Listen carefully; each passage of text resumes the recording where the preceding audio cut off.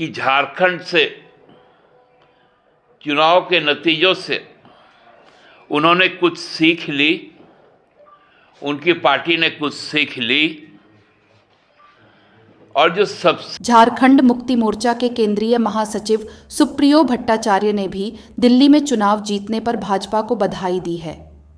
श्री भट्टाचार्य ने केंद्र सरकार से दिल्ली को स्वतंत्र राज्य का दर्जा देने के साथ ही दिल्ली में सत्ता में आई भाजपा से वहां प्रदूषण पर नियंत्रण और यमुना की सफाई की मांग रखी है।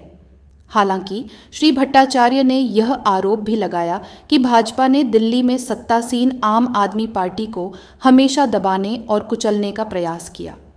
श्री भट्टाचार्य ने कहा कि यह न केवल भाजपा की जीत है, बल्कि यह वहां ईडी और सीबीआई की भी जीत है।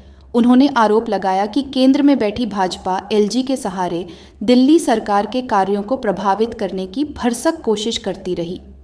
श्री भट्टाचार्य ने यह भी कहा कि झारखंड की हेमंत सरकार द्वारा शुरू किए गए मैया सम्मान योजना की लोकप्रियता ने दिल्ली चुनाव में भी असर दिखाया और पार्टियों को इसे अपने एजेंडे में शामिल करने के लिए मजबूर किया। कि झारखंड से चुनाव के नतीजों से उन्होंने कुछ सीख ली, उनकी पार्टी ने कुछ सीख ली। और जो सबसे बड़ा और सबसे अहम वर्ग है महिला, जिसको हम लोग मैया सम्मान यहाँ पर कहते हैं, उसके लिए बाध्य हुए कि वहाँ पर भी 2500 रुपये प्रति माह देना पड़ेगा।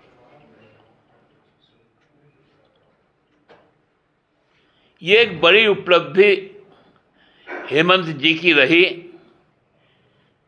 कि आगामी 25 में बिहार में जब सरकार बनेगी तो यही मैया उसमें कारगर रहेंगे। 26 में जब गुजरात, बंगाल, आसाम, केरला में चुनाव होंगे तो यही मुद्दे रहेंगे। 27 में जब यूपी में होगा तो यही मुद्दा रहेगा। 28 में जब मध्य प्रदेश, राजस्थान वगैरह में चुनाव होंगे तो यही मुद्दे रहेंगे, तमिलनाडु में।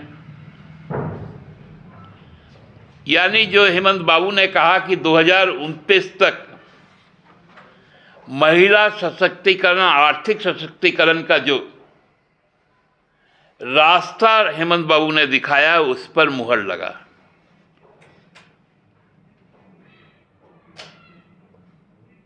कि अब, क्योंकि पहले का एक कहावत था,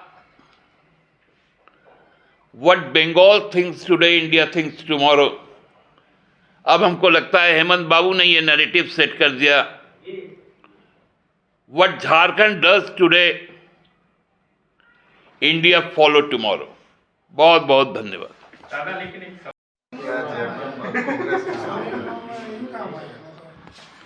जोहार साथियों, आप सब की राजधानी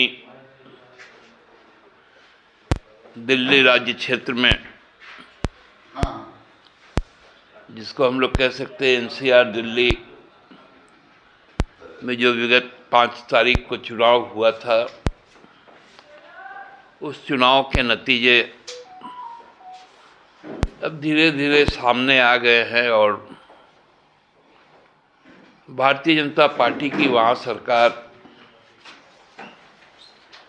बनाने का जो औपचारिक प्रक्रिया है वो अब शुरू हो जाएंगी। पहले तो मैं भारतीय जनता पार्टी के समस्त कार्यकर्ताओं को बधाई देता हूं कि जिस प्रकार से भारत निर्वाचन आयोग, प्रवर्तन निर्देशालय और केंद्रीय अन्वेषण ब्यूरो, मतलब ये जो 4 जनों का जो एक महागठबंधन बना, उस गठबंधन की ये सफलता है।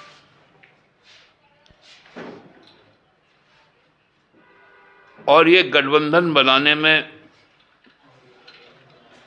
भारत सरकार का भी एक बहुत बड़ा योगदान रहा। पिछले 5 वर्षों में हम लोगों ने देखा, जब माननीय उच्चतम न्यायालय ने तत्कालीन आप सरकार के अधिकारों पर एक स्पष्ट आदेश दिया कि जो चुनी हुई सरकार है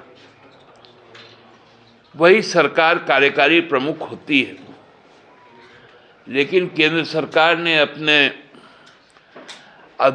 अधिकारों का उपयोग कह सकते हैं, दुरुपयोग या सदुपयोग वो तो अलग विषय है बहस का, लेकिन उपयोग करते हुए भारत के पार्लियामेंट में केवल बहुमत के दम पर लोकतांत्रिक ढंग से चुनी हुई सरकार के सभी अधिकारों को समाप्त कर लिया और एलजी के पास उन अधिकारों को सुरक्षित कर दिया।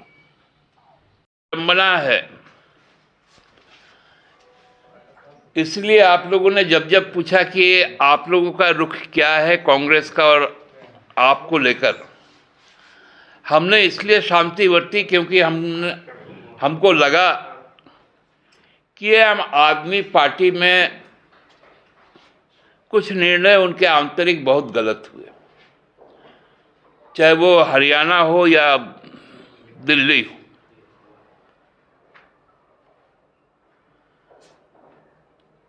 लोकसभा में सबके प्रयास से आम आदमी पार्टी और कांग्रेस ने मिलकर चुनाव लड़ा था।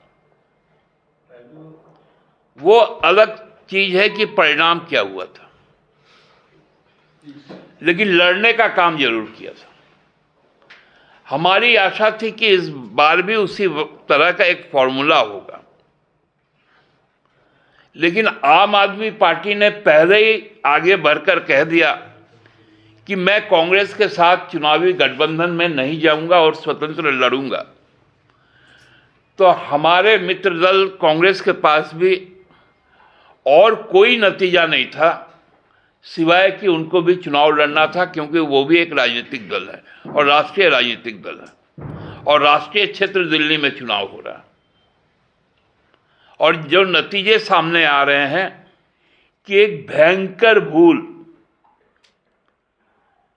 आपसे हुई है, जिसका खामियाजा जो भाजपा के खिलाफ संघर्ष करते हैं उन दलों को लगा है। आगामी दिनों में जो भी चुनाव होंगे, हमने भी यहां पर बहुत बड़ा दिल खोलकर कांग्रेस को सम्मानजनक सीटें दी, उनको जिताने में मदद किया, राजद को सीटें दी, वाम शक्ति को सीटें दी और हमने कम सीटों पर चुनाव लड़कर हमने उनके सीटों को भी जीत सुनिश्चित करवाया। यही अपेक्षा हम लोगों का अरविंद केजरीवाल जी से भी था। लेकिन जब राजनीतिक भूल हो जाती है, व्यक्ति को उससे सबक लेना चाहिए। विधानसभा में विपक्ष में बैठकर भी जो जनता की सवाल है उसको लेकर कांग्रेस सड़कों पर लड़े, आप सदन और सड़क दोनों पर लड़े। यही हमारी अपेक्षा कि 15 साल के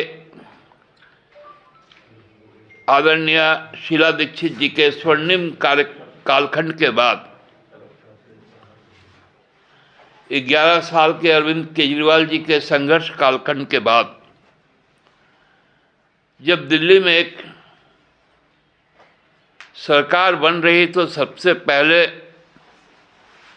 दिल्ली को स्वतंत्र राज्य का दर्जा मिले, इस बात की उम्मीद हम लोग करते हैं। दूसरा, चूंकि हम सब कोई दिल्ली किसी ना किसी काम से जाते हैं, तो जो प्रदूषण वहां का है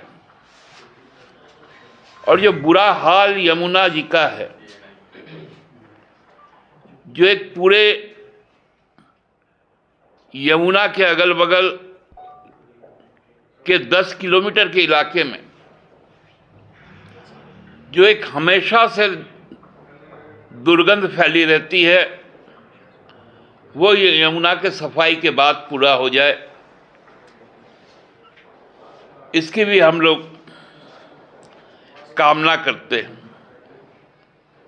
तय हो गई थी कि दिल्ली का चुनाव किस ओर जाने वाला है। एक अघोषित आपातकाल सरकार के अंदर लोकतांत्रिक प्रक्रिया को नकारते हुए वहां पर जारी कर दिया गया था। आप सरकार के जो भी निर्णय होते थे वो वहां के जो लेफ्टिनेंट गवर्नर होते थे उनसे उसको नकार दिया जाता था। खुशी इस बात की है कि अब कम से कम एलजी तो प्रभावहीन हो जाएंगे और जो चुनी हुई सरकार का मुख्यमंत्री होगा वो